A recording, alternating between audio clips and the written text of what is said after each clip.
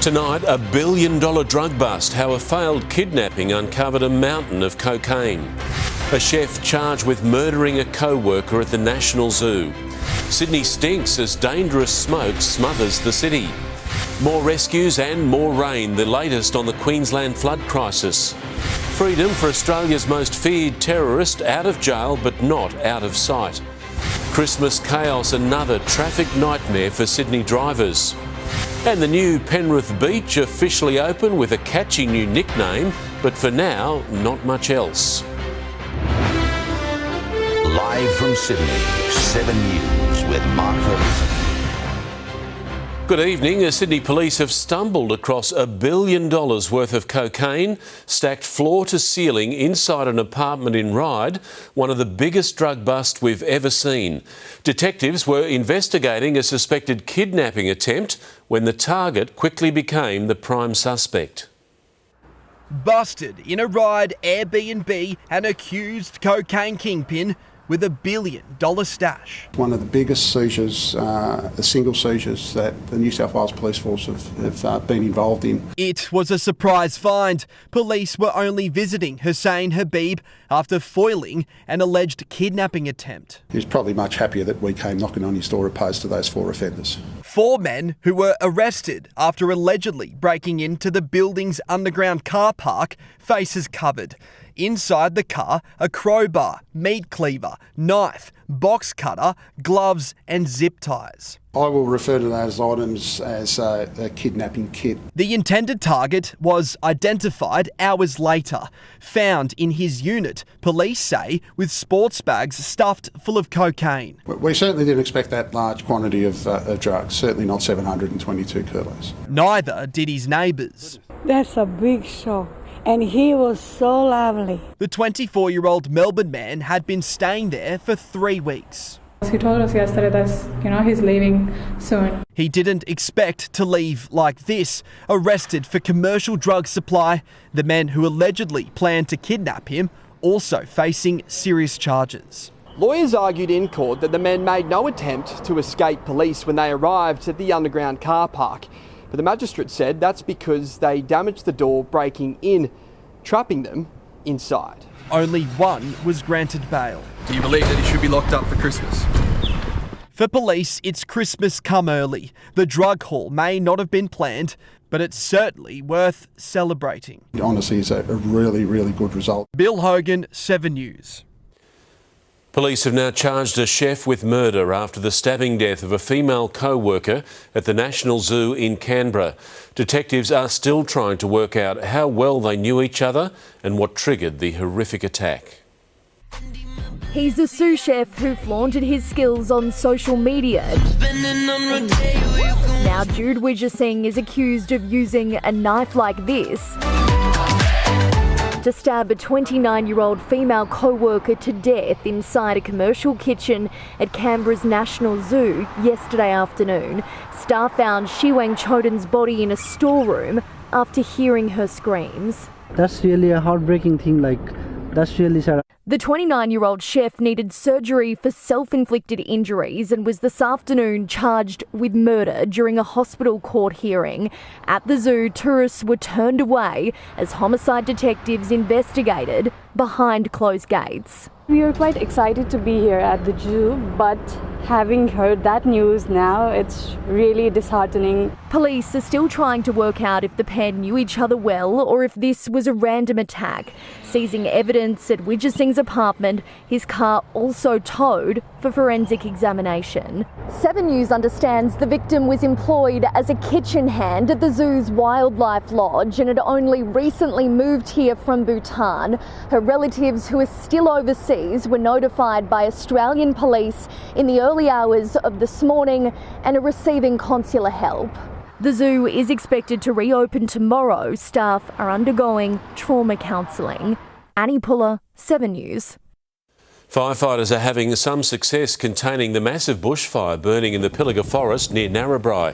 It's now burnt out more than 110,000 hectares and overnight generated a thunderstorm with lightning suspected of sparking new ignition points. But it's now been downgraded to watch and act with some rain falling. And the effects of those bushfires are being felt here in Sydney, with a smoke haze sending air quality levels plunging. Chris Maher has more. Chris, the city has been covered in smoke all day. Mark, it reached the second worst rating for air quality standards in some parts of Sydney. Now, today from our news chopper, the thick blanket of smoke shrouded the city from view. The Harbour Bridge almost completely disappeared in the smoke haze. This is looking west from above the bridge, a thick pall of smoke. Pollution levels have been severe. Air quality in parts of Sydney rated very poor during the day. At-risk groups like asthmatics advised to stay indoors as much as possible with windows closed. The RFS says the smoke should be shifted by southerly winds forecast to arrive in Sydney late today. And for the first time in weeks, Sydney's fire danger rating should reach moderate in coming days and stay that way until Christmas, Mark. OK, Chris, thank you. It has been a bittersweet day in Cairns, where skies are beginning to clear, revealing $1 billion of damage after a week of non-stop rain. An entire town is being evacuated tonight after being trashed by this week's flooding, with some residents rescued after climbing trees. Yeah, we got you. We got you. Far North Queensland's flooding emergency, where for some, the only way out was up. OK, we got you, mate. Can you get down? Whether it was trapped in a tree near Cooktown or huddled on a roof at Holloways, almost 400 had to be rescued by the SES and local Samaritans. It's our third trip.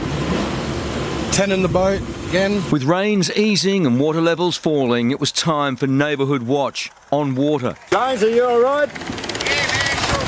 And when they couldn't get in by boat, SES Rescue! These are the stories of which every Australian can be proud. The Prime Minister visiting the emergency centre in Brisbane today, with federal assistance dispatched north. Defence Force Chinooks helping evacuate the entire town of Wudjil, while army assets rolled into Cairns. Help is on its way. It will be needed. Locals exhausted. We've just taken dogs, cats. And we just got the boat in the water out to help people. It's crazy over here. Another suburban Samaritan here. Every room is flooded. Not only checking for trapped residents, there's a puppy dog we're saving, but abandoned pets as well. As the battered region enters the next phase. Now the clean-up and the disaster assessments begin. The damage bill already topping $1 billion. Look at the garage. Oh my God. At least one home was washed away, 15 severely damaged. We got the biggest skip you can get. It was full in an hour. Water contamination fears, sewage systems overwhelmed. There's one of our mattresses. Roads washed away. These guys are stuck. There's no other way out. But as the Mud Army volunteers move in to help, growing anger at the lack of warning. I can't believe that the Bureau of Meteorology could be so wrong. The water was moving so fast that it simply wasn't possible to update everyone with information as quickly as things were moving. While in Mareeba, occasional crocodiles kept locals aware of the slow-moving threats as well. Chris Reason, 7 News. Let's go live now to Garth Burley on the ground in Cairns. Garth, the sun's out for the first time in a week.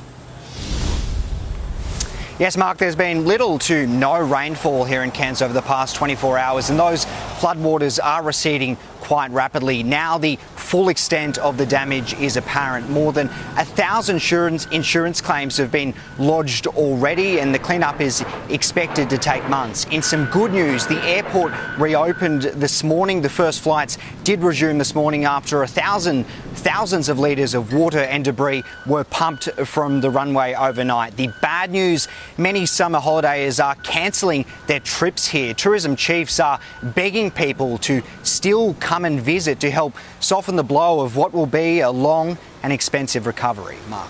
Garth Burley with the latest from North Queensland. Thank you. One of Australia's most notorious terrorists has just been freed after spending 18 years locked inside a Victorian jail. Abdul Nasser Ben Brika led a terrorist cell that planned attacks here and in Melbourne. Tonight, his release is sparking a political storm. Jailed for plotting to kill Australians, now free and living back alongside them. Ben Brika is the worst of the worst. This is a person who sought to harm Australians. Abdul Nasser Benbrika is spending his first night out of prison in almost 2 decades. Benbrika's terror cell never chose a final target, but did prepare for attacks in Sydney and Melbourne. He was arrested in 2005. 3 years later, he was convicted of directing a terror cell. His 15-year sentence expired in November 2020, when the federal government cancelled his citizenship. He challenged in the High Court and won last month, paving the way for his release. Anthony Albanese's Christmas present to the Australian people is to let our most notorious terrorist out. The government wanted him strictly monitored for 3 years. The Supreme Court agreed to just 1. It's a matter of the law, and we have put in place the strongest possible recommendations to ensure community safety. The 63-year-old has to wear an electronic monitoring device and abide by a curfew. He's banned from communicating with prisoners. He's not allowed to use the mail. He can't use a mobile phone other than what's provided to him by police. Overwhelmingly, people after they've served their time get let out. Emma O'Sullivan, 7 News. Westpac is again apologising to customers after thousands were inconvenienced by a nationwide system crash that affected branches, online and telephone banking. The problems hit Westpac and St George from around 10:30 this morning, with services slowly returning throughout the day. Westpac was forced to apologise for a similar outage earlier this month. Brittany Higgins and her fiancé are flying to Paris and then on to a new home in the south of France. Higgins seems determined to make a fresh start following a $2.4 million government payout. Au revoir, Australia. All in white, Brittany Higgins and her fiancé farewell family and friends at Brisbane Airport last night, business class bound for the south of France and their new home in rural Lunas. 700 kilometres from Paris, 17,000 from Canberra. Higgins posting, "No matter how far or how wide I roam, I still call Australia home." It follows evidence the government paid Higgins $2.4 million revealed at Bruce Lehrmann's defamation trial, which today heard from Higgins' former boss, Chief of Staff Fiona Brown, who says despite Higgins not yet making an allegation, Ministers Linda Reynolds and Alex Hawke pushed Brown to go to police, not because they cared about Miss Higgins, but because they were worried about covering themselves so they could say they did something that afternoon, asked Lisa Wilkinson's lawyer. Yes, Miss Brown replied. Brown thought she might be fired for refusing to do it, but denies telling Higgins her job was at risk, insisting there'd been no political cover-up. The police were consulted, the Department of Finance was consulted, there was no cover-up. While a forensic lip reader flown out from the UK testified, security vision from the Dock Hotel shows Lehrmann saying, "Drink that all now" to Higgins with 3 drinks on the table, and she replies, "I don't want to." The trial continues. Paul Caddack, 7 News. Drivers heading to the city on the M4 face long delays this morning when 2 vehicles collided, one of them a ute that rolled onto the median strip. The accident at Orchard Hills just after 8 o'clock caused a real mess, but no one was seriously hurt. The site was cleared just before 10. Drivers are being warned of delays across Sydney during what's normally the quiet Christmas break. Major roadworks, airport changes and a rail line shutdown are all expected to take their toll. Sydney, you're being warned. This is what to expect these holidays. But the worst of it is right here, as works on the Warringah Freeway ramp up. This is the time we do open heart surgery while running a marathon. From Boxing Day, it begins, with construction 24 hours a day, 7 days a week for a month.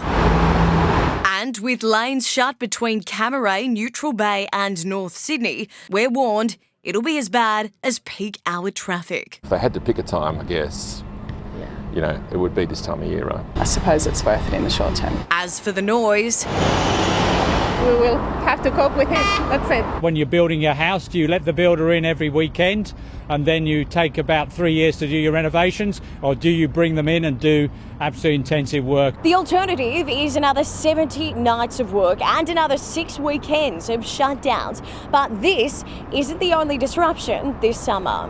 Expect airport delays. There have been road changes with up to 90,000 people planning to travel each day. Parts of the Bankstown line will shut for a month, with buses replacing trains between Sydenham, Bankstown and Cabramatta. And delays are expected around the Anzac Bridge because of the 3-day fish market frenzy. But on Christmas Day and New Year's Eve, it'll all come to a halt to cater for the crowds. Lucy McLeod, 7 News. The Albanese government is pushing ahead with a plan to cut annual immigration numbers in half, despite fresh criticism from advocacy groups. In a controversial letter to the Prime Minister, they claim migrants are being used as scapegoats for the housing crisis. State and federal ministers with migration on their minds, meeting to discuss major new reforms to cut this year's record 500,000 intake in half, helping to ease the housing squeeze. Stop scapegoating migration as the cause of Australia's housing crisis. A coalition of 40 housing and community groups writing to the Prime Minister and opposition leader, saying it's nonsense to blame overseas migration. The government's certainly not blaming anyone. But with 1.6 million new arrivals expected over 5 years, the opposition says migrants are making the problem worse. Yes, they are, because they're at record numbers. We've never had to absorb people like this before. The community groups say it's a chronic undersupply of social housing and government handouts to investors driving the shortage and pushing up rents. Only fixing government policy is going to solve this problem. We've had a priority as a government to boost the supply of housing. Aiming to build 1.2 million homes over the next 5 years, including 30,000 social and affordable houses. But a huge shortage of trades is making that difficult. The construction industry says it's 50,000 homes short of its target 200,000 new builds this year alone. We don't think we need to prove there's a tradie shortage. There is one. We need more people in our industry. We need them fast. Unhappy tradies were left off the new priority migration skills list. This is like trying to build houses, new houses, with one hand tied behind your back. Rob Scott, 7 News. If you're looking to beat the heat this summer, forget Bondi. Penrith's long-promised beach on the site of an old quarry has finally opened, and it's already been given a cheeky nickname. Not Palm or Pearl Beach, this is Penrith, where you can now surf, swim or stand-up paddleboard at a brand new beach. When it is hot, it is boiling in Penrith. We are used to that, locals are used to that, and now we have a brand new beach. They're calling it Pondi, the same length as the iconic Eastern Sydney stretch of sand. This man-made slice of paradise is saving Western Sydney locals from the heat and time spent in the car. Really exciting. It's only 5 minutes down the road from home. It's pretty awesome. Yeah. It's better than I thought it was going to be. The government poured $1.7 million into the development, but there isn't much here. Just imported sand, a demountable kiosk, toilets and change rooms, and a car park you need to book to enter. Of course, the capacity of the car park is 700 cars at once. People will also be able to come to be dropped off as well as on the shuttle bus. That leaves from Penrith Station. This first summer will serve as a test case. If the beach proves popular with locals, it could be expanded to include permanent facilities to rival Sydney's natural beaches. In Bondi, they don't have the mountain view we have. It's beautiful. Jodie Lee, 7 News. It was certainly hot enough for a beach day. Angie's here now. Ange, temperatures well above average. They were, Mark. There was no sunshine, instead plenty of cloud cover and smoke haze, but that didn't stop temperatures from soaring up to 8 degrees above average. A top of 33 degrees in the CBD and 36 in our west. A trough extending from northwest New South Wales is fueling this hot and humid environment. It is perfect for storm formation. Warnings in yellow here are currently sitting to the north and south of Sydney. A southerly buster is tracking up the coastline tonight, due to bring significant cooling tomorrow. Temperatures will be 11 degrees down on today's maximums, and that change will bring some rain. It is a soggy couple of days ahead. Some wet weather on track for Christmas as well. I'll have those details a little bit later, Mark. OK, Angie, thank you. A true Christmas miracle and an Aussie first. After the break, how baby Henry was carried by his mother using her own mother's womb. Earthquake disaster, the emergency unfolding in China. Later, fixing Sydney's ferry problem with Australian-made vessels. Plus the simple new test hoping to save people's sight, and the bold new plans for the site of the Surrey Hills Inferno. Welcome back. The death toll is rising in China, where a 6.2 magnitude earthquake has brought down homes and buildings, also triggering landslides in rural regions. People could be seen running out of a restaurant as the quake struck, locals recording as their homes began to crumble. At least 118 people have been confirmed killed, with dozens more missing as rescue teams search through the rubble. A modern hotel is to rise from the ashes of the Surrey Hills Inferno. The 111-year-old former hat factory warehouse site will use chunks of brickwork saved from the fire to help restore the original look. Construction of the hotel was originally due to start 2 weeks after the May 25 blaze.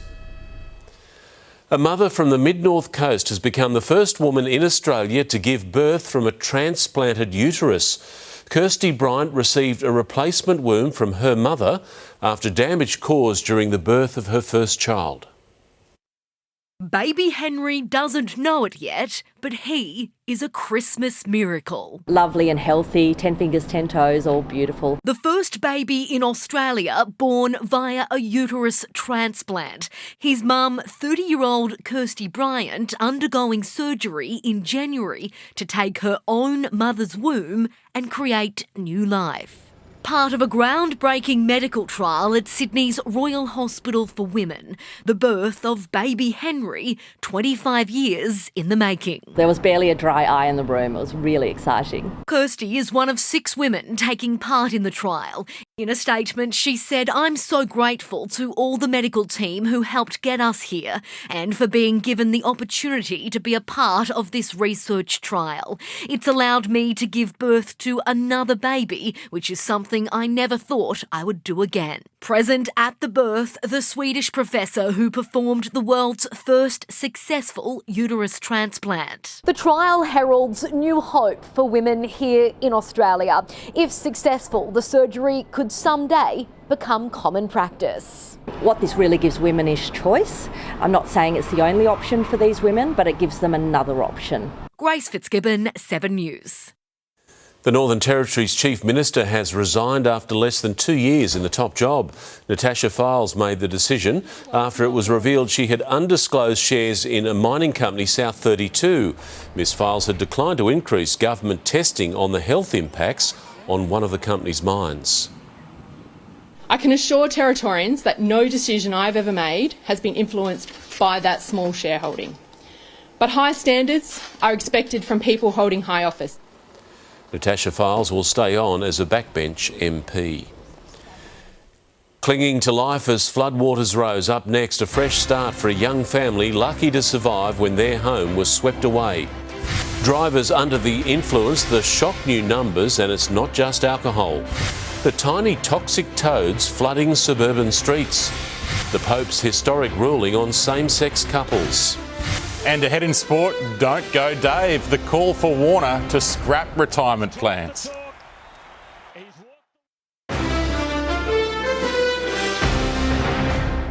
Welcome back. With double demerit points starting this Friday, police are warning drivers who are drunk or increasingly drugged they'll face tough consequences. But nothing could be tougher than Christmas without a family member lost to a selfish driver. In early January, 9-year-old James Eds was on the way to buy footy boots with Christmas pocket money. He was in the car with mum, Anastasia, when they were hit by a car being driven by Christy Merritt, who was almost 4 times the legal limit. James died in hospital. Won't be much of a Christmas at all. No. We haven't got James with us. When you go to Kmart, you can see a little fella, and it just brings everything back. It's just not fair. James's family is one of 349 this year who'll be spending Christmas without a loved one. They'll visit James's gravesite, wondering what could have been if Christy Merritt had opted for a different way home. If you had any alcohol, please don't do it. Just don't do it. Risk ruining several lives or face the wrath of Highway Patrol this holiday season. Doing the wrong thing, expect the consequences that flow. there's no cautions, there's no consideration for leniency. 10,000 people were caught drink driving this year, but with far fewer tests, more people had illicit drugs in their system. 16,000, or 1 in every 6. If you know someone's affected by drugs or alcohol, for God's sake, don't let them drive. Double demerits begin on Friday and conclude at the end of New Year's Day. Tom Saker, 7 News. A Christmas wish has been answered for a young family almost killed when a flash flood wiped out their home and much of their town in the state's central west just over a year ago. They've just moved into a shiny new place at Eugowra, where others are still living in makeshift accommodation. It came so quickly, it couldn't be outrun. Nigel and Jess Eichmann were sitting on their lounge in Eugowra. Then, in what felt like a split second, they were clinging to their children in a tree. They waited hours to be rescued, watching their town get washed away. They call it an inland tsunami, really. It was just two massive waves. And the house just kept coming towards us and we weren't sure if the tree in front would hold. They lost everything except each other. Oh, it was, yeah. It was an absolute carnage. So the family rebuilt after spending a year in a caravan and have now moved into their new home just in time for Christmas. Put it on this one. Having a little bit of normality at that special time really helps, I think. What was it like to have your own bedroom again? Happy and good. Even today, 300 people are living in temporary accommodation given to them by the state government. They could have left, but they didn't want to. This is their home and the foundation of everything they do. People who can remain in community do recover better so that they can access the local school, their builder, the butcher. And of course, Santa still knows where to come. Amy Clements, 7 News. More than 10 countries will patrol the Red Sea, but Australia won't, rejecting a request to help from the United States. Operation Prosperity Guardian will try to protect international shipments that have become targets from Iranian rebels as Israel battles Hamas. Tonight, the situation in Gaza is only getting worse. Chaos at a Khan Yunis hospital. Panicked parents rush through the corridors after an explosion ripped through the maternity ward. We were seated on the bed when something exploded and the ceiling fell on us, this mother says. 73 days into this conflict, there's no running, no hiding. 80% of Gazans have fled their homes, displaced and desperate for the nightmare to end. Aid trucks are trickling in, but Gaza's almost bone dry. Water now rationed to 2 litres per person per day. As fighting intensifies on the ground, America's defence chief laying out his steadfast support for Israel, but we also have some great thoughts about how to transition from high-intensity operations to a lower intensity and more surgical operations. The US tonight stopping short of backing a ceasefire, a crisis that spread from Gaza to the Red Sea. The terror threat from Iranian-backed Houthis forcing oil giant BP to halt shipments in the region. But tonight, countries have united to start protecting merchant vessels to keep world trade flowing. No individual, group or state should test our resolve. Ben Downey, 7 News. Catholic priests will be allowed to offer blessings to same-sex couples in a major shift from the Vatican. Pope Francis approved the landmark ruling in a document that effectively reverses a declaration made just 2 years ago. But the pontiff said such blessings could only be offered so long as they're not confused with the sacrament of marriage. The studio of the Sydney Opera House has been transformed into a Prohibition-era club as part of a glitzy new performance. The world premiere of Gatsby at the Green Light showcases a cabaret-style adaptation of the classic F. Scott Fitzgerald novel.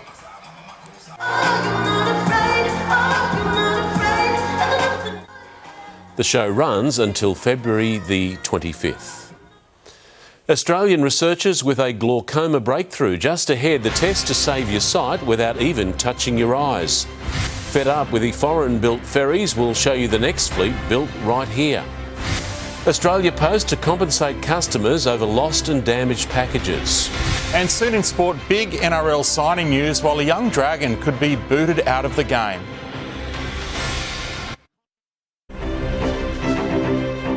Welcome back. Thousands of tiny cane toads have taken over parts of southeast Queensland. The toads are flooding suburban streets and golf courses, with authorities saying it's the worst invasion they've ever seen.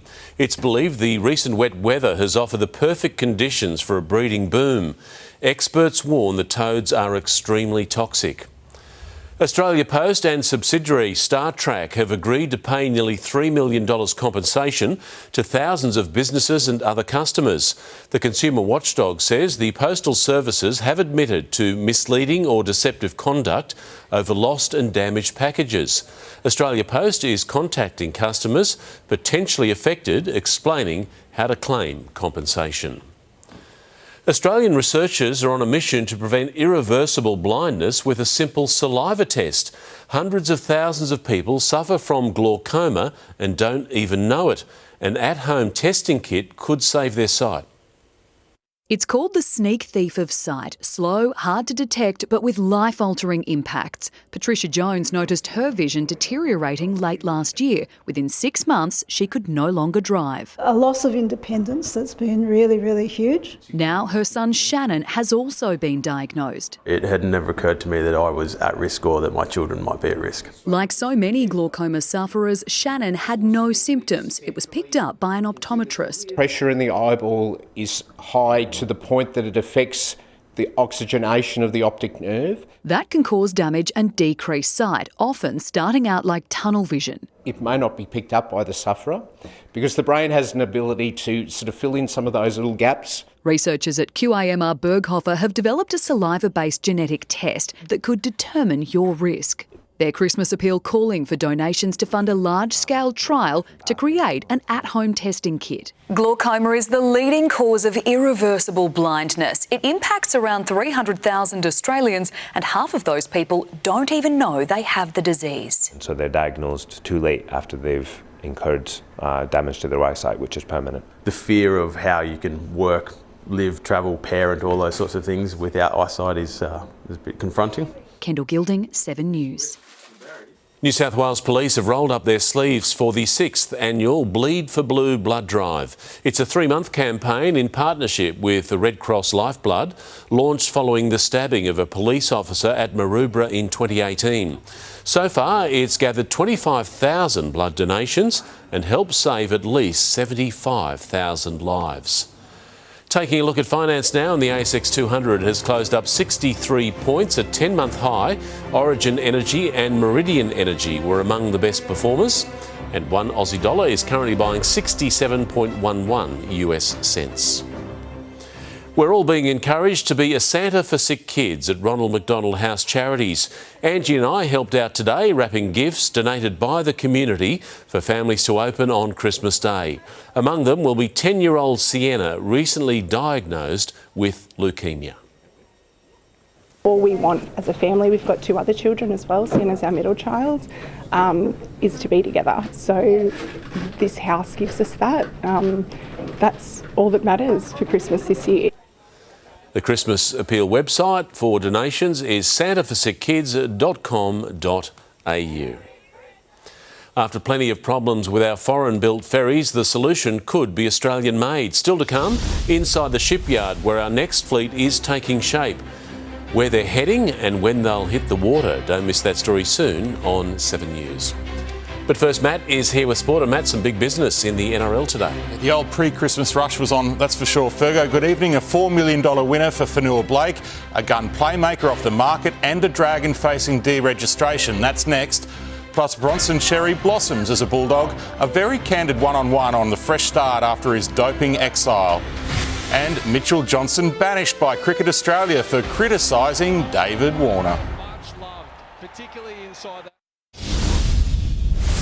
Bagged for nominating where and when he'll retire from Test cricket, David Warner's now being urged to play on. Fellow great Ian Healy believes Warner could keep going for another year, especially without a clear choice to succeed him. Home early, 2 tests to go. Dave Warner tunes out. Across airwaves, Ian Healy urges the veteran opener to play on. If he bats like that, he can go another year for mine until he doesn't want to play anymore. Healy impressed by the 37-year-old's 100 in Perth. Blowing chances, Travis Head, eager to emulate Warner come Boxing Day. I felt like I was moving well, playing well. But yeah, a couple of starts is disappointing to start the summer. So yeah, just to go back to the same things, trying to stay relaxed, train really well in Melbourne and then crack on and see if I can get some runs. Head, Mitch Marsh and Marnus Labuschagne reluctant to open when Warner retires after the 3rd test against Pakistan in Sydney. Healy, not convinced specialist openers Matt Renshaw, Marcus Harris or Cam Bancroft can replace Warner's white ball strike rate in red ball cricket. Warner, what a shot that is! That is incredible! You're not supposed to do that in Test cricket. I don't know of anyone else, that can make 160 that quick in tough conditions. Outspoken Warner critic Mitchell Johnson stood down from 2 public speaking functions at the first test by Cricket Australia for his column criticising the opener. Head predicting more from Pakistan on Boxing Day. Tough first up for him, so they'll be keen to play well next 2 venues. Andrew McKinlay, 7 News. The Big Bash resumes with Sydney Thunder playing for their first win and English batting star Alex Hales returning to Adelaide tonight, where he's plundered many runs off the Strikers over the years. Off a duck in their opening loss to the Heat, Hales thinks they're a title-winning squad. I feel like I've had a really good 4 years personally, and I'd love to go one step further and win a trophy with the franchise. It's something I hold close to my heart and somewhere I love playing for. The Thunder and Strikers are coming up live straight after 7 News. Shane Flanagan's plans to revive the Red V copped a brutal triple blow today. Bitter rivals Cronulla beat the Dragons to the prize signature of Adam Fanua-Blake, snaring the Warriors prop on a 4-year deal from 2025 worth around $4 million. Another key target, Tom Dearden, re-signed with the Cowboys until 2029 without even entertaining rival offers.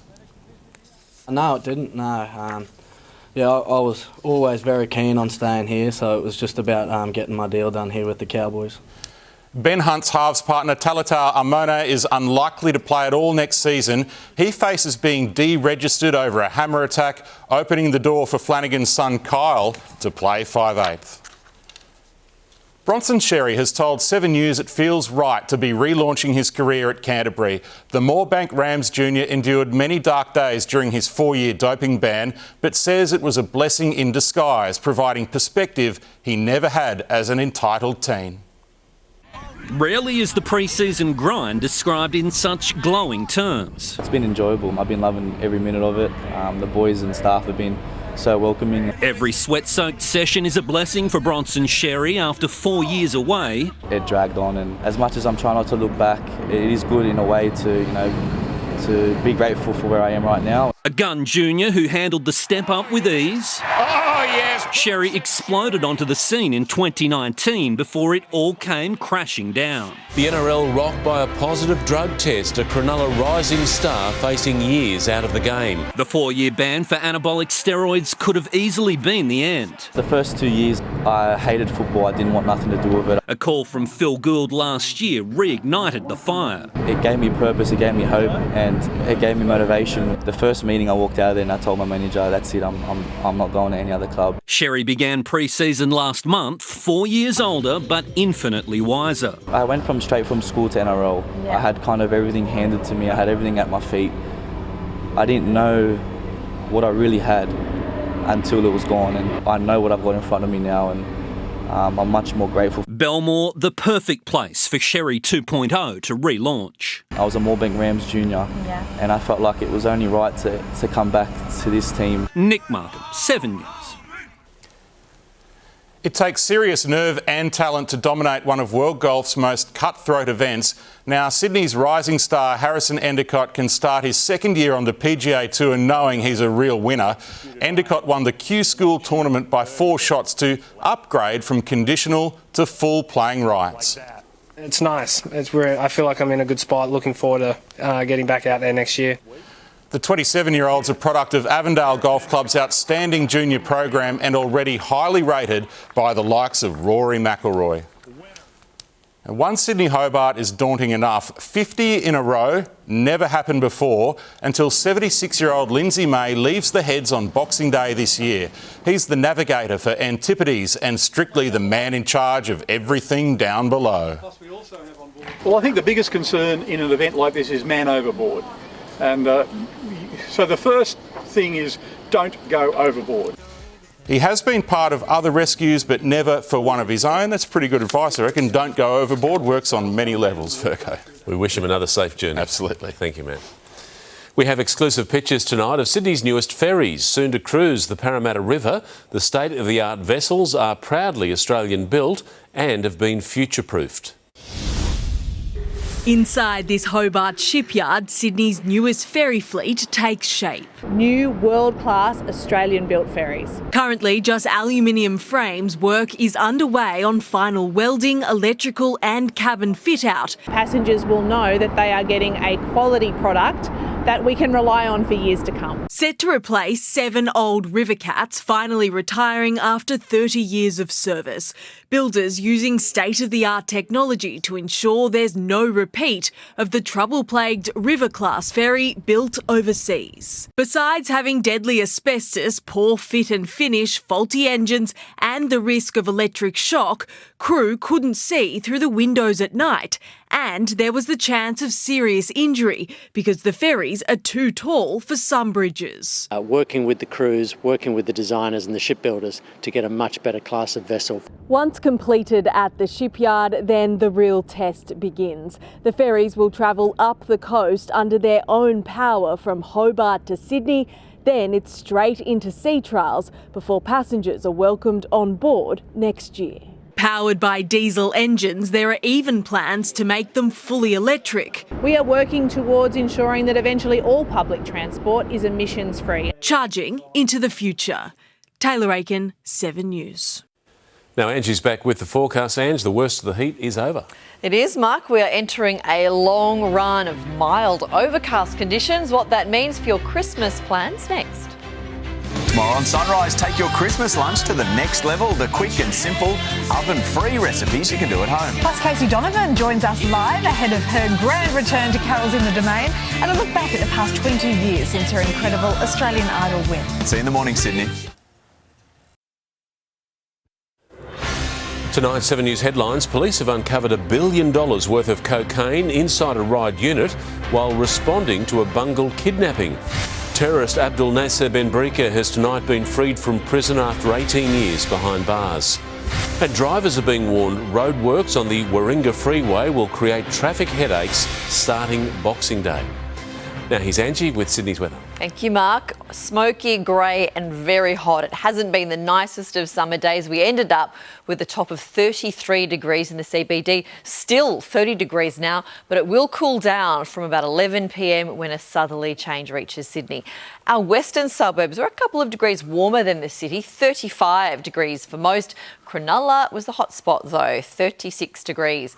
That hot and humid air mass is fueling severe storms through a couple of yellow zones. Currently they're happening to the north and south of Sydney.